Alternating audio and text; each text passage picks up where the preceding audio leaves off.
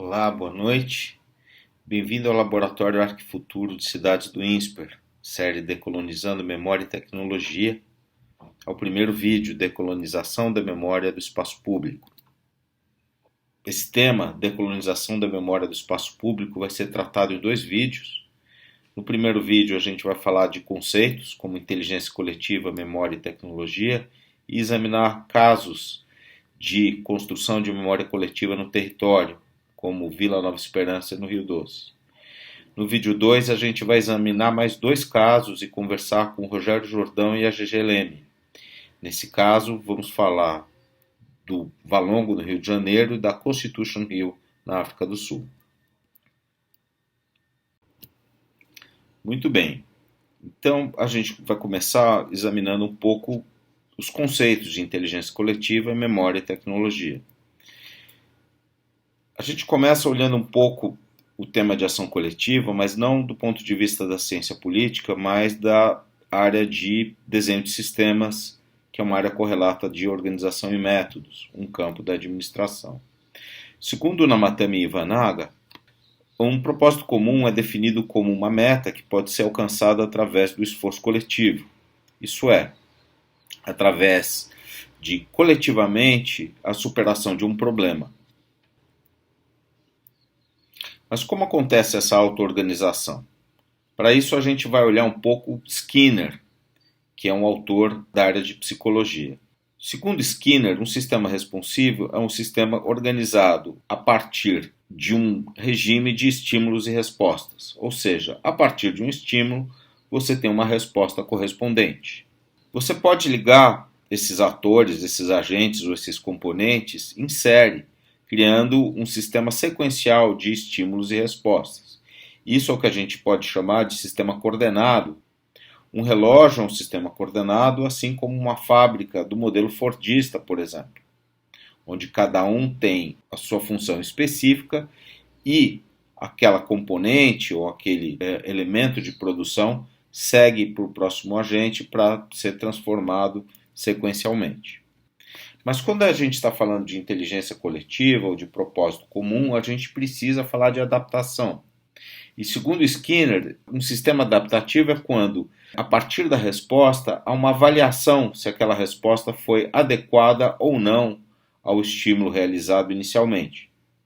Então você pode, aos poucos, ir corrigindo o funcionamento do seu sistema. Então, da mesma maneira que a gente pode ter um sistema coordenado, onde você tem diversos agentes nos quais você, a partir de estímulo e resposta, cria uma sequência, aqui também a gente pode fazer a mesma coisa, só que cada elemento pode, por si só, avaliar se aquela resposta foi adequada ou não.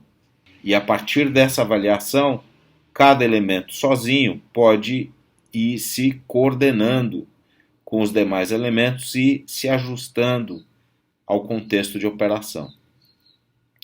Então, se na parte superior do diagrama a gente pode falar de ação coletiva, de coordenação, de uma coisa mais mecânica, na parte de baixo a gente fala de critérios, de adequação do trabalho, critérios de adequação da ação, para ver se a gente está, o grupo inteiro, se ele está operando de maneira adequada para superar aqueles desafios que ele se propôs.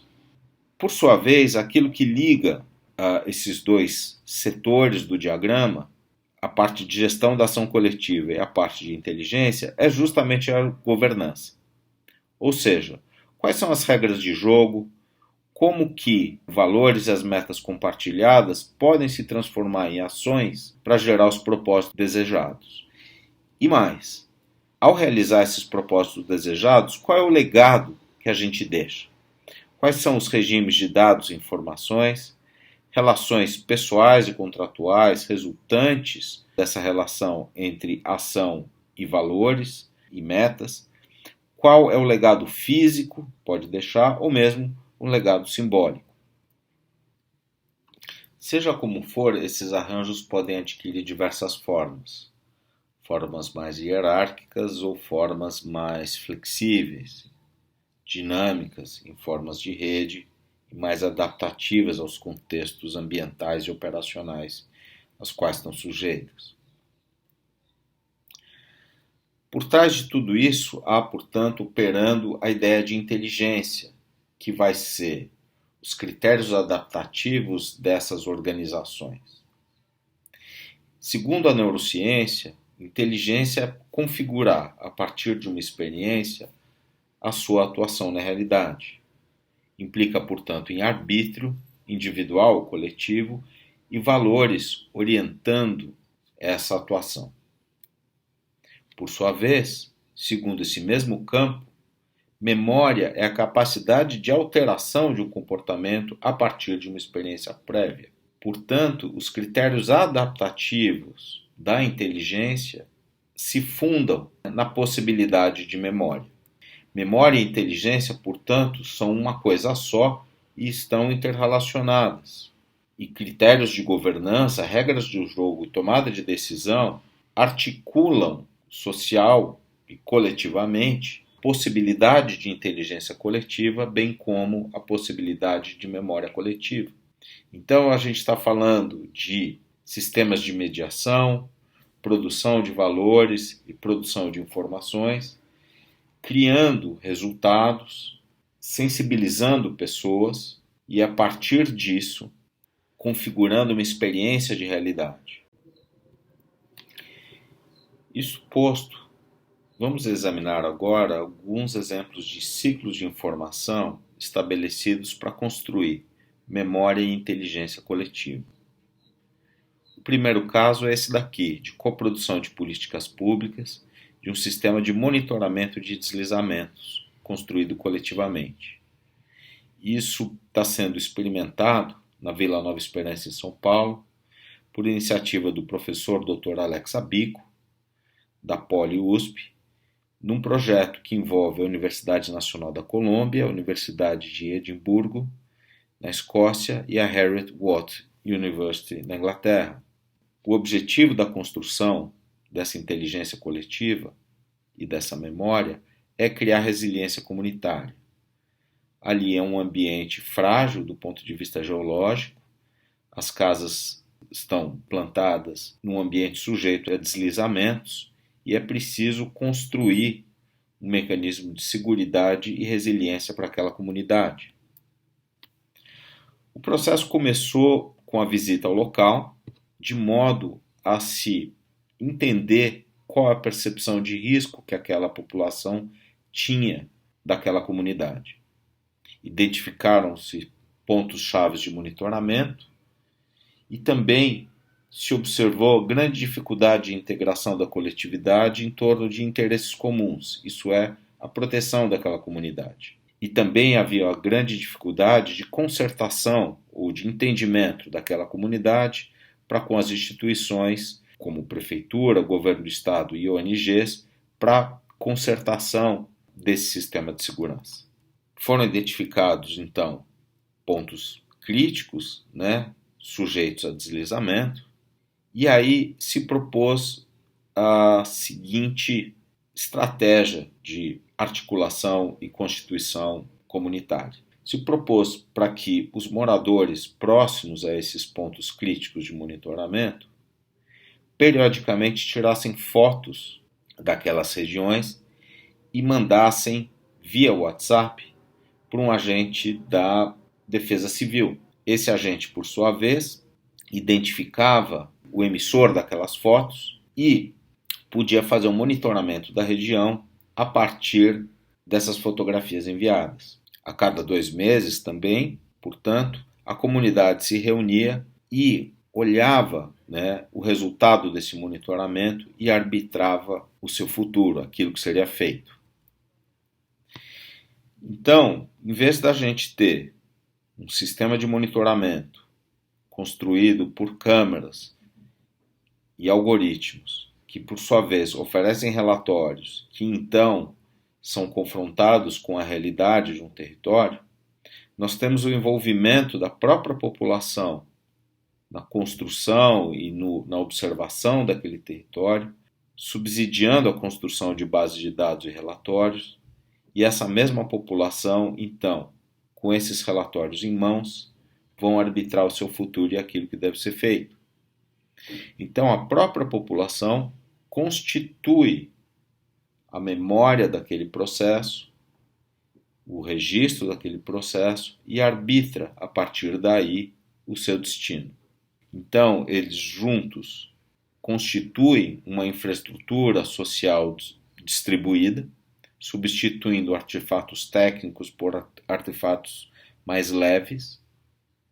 Eles superam desafios de maneira conjunta, constituindo, portanto, um sistema de inteligência que, por sua vez, alimenta um regime de tomada de decisões, governança, portanto, e constitui um sistema de governança compartilhada, que institucionaliza direitos e deveres coletivos de forma democrática, criando legados não só das fotos, como memória das reuniões realizadas, assim como memória da experiência de monitoramento coletivo daquela região. O segundo caso de constituição de memória coletiva para o desenvolvimento territorial que a gente vai olhar é esse daqui, de implementação de tecnologia social e governança participativa para políticas públicas no Rio Doce. Em 2015 aconteceu o rompimento da barragem do Fundão, que matou o Rio Doce. 663 quilômetros de rio e 200 quilômetros de costa foram afetados, atingindo 4 milhões de pessoas e acumulando prejuízos da ordem de 41 bilhões de dólares. Dificuldades de toda ordem e enorme estresse social e ambiental se implantou na região. Em 2016 foi criado um comitê interfederativo, concebido para orientar esforços de recuperação da região. Esse comitê apresentou, contudo, diversas dificuldades de estruturação de suas ações. Havia enorme complexidade no cenário socioambiental. Em 2018, um edital federal do governo Dilma chamou universidades para realizarem estudos sobre o impacto gerado pelo desastre. Com o Rio com Mar, que veremos a seguir, foi o único grupo de humanas contemplado pelo edital. Seu objetivo, montar bases para uma governança compartilhada de recuperação da região.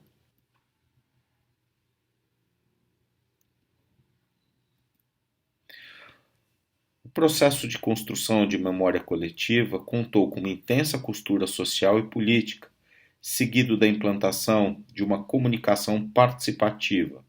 Foram implementados painéis de informação no território, realizados debates e, a partir disso, coletas de preferências.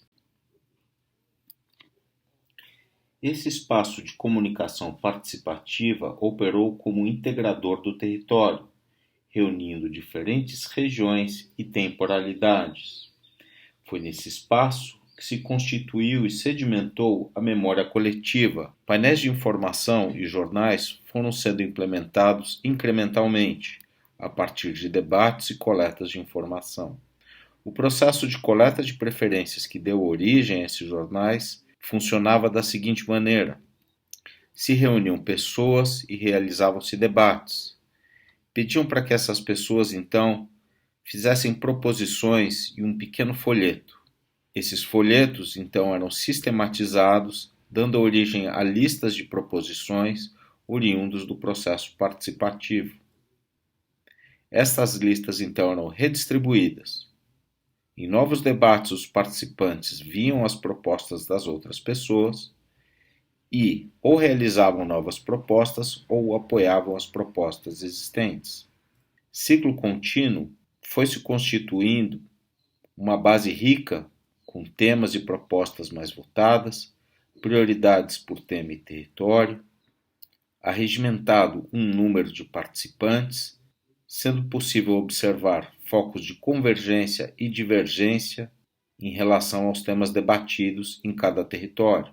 A coleta dessas listas e a publicação de jornais foi sedimentando e registrando a memória da luta por direitos.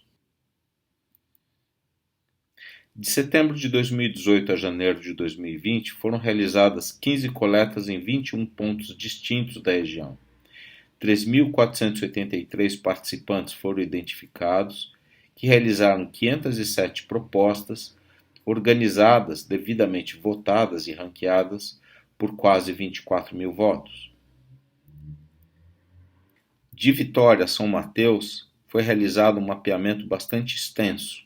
As coletas reuniram dados, permitindo a realização de um retrato detalhado dos impactos do desastre na região atingida.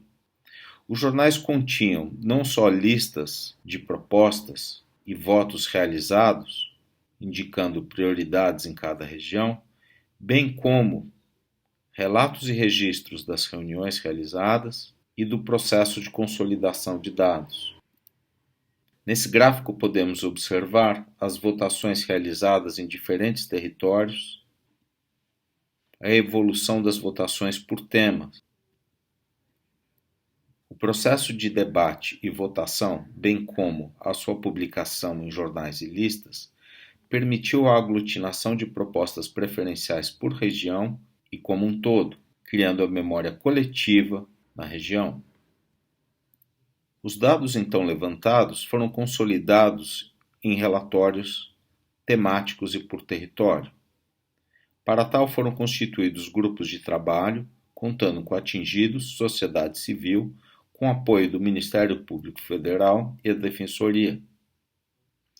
Tanto o processo de debate quanto a realização desses relatórios registraram uma história de luta, consubstanciaram concretamente jornais, um site e documentos, bem como redundaram em uma base de dados. Todo esse material, bem como os relatórios, passaram a subsidiar o processo de luta e expressão democrática daquelas populações. Relatórios foram encaminhados às secretarias municipais e estaduais, ao Ministério Público, bem como divulgados em seminários e webinars. A estratégia de constituição da memória coletiva contou com uma observação social do território, um processo distribuído de participação, redundando em um material que subsidiou a cada momento àquela população a arbitrar o seu futuro. Apoiou, portanto, aquela população a conjuntamente superar desafios, alimentando sistemas coletivos de tomada de decisão. Constituiu, assim, uma base para a governança social compartilhada, orientando políticas públicas, fortalecendo arenas de participação democrática e criando legados.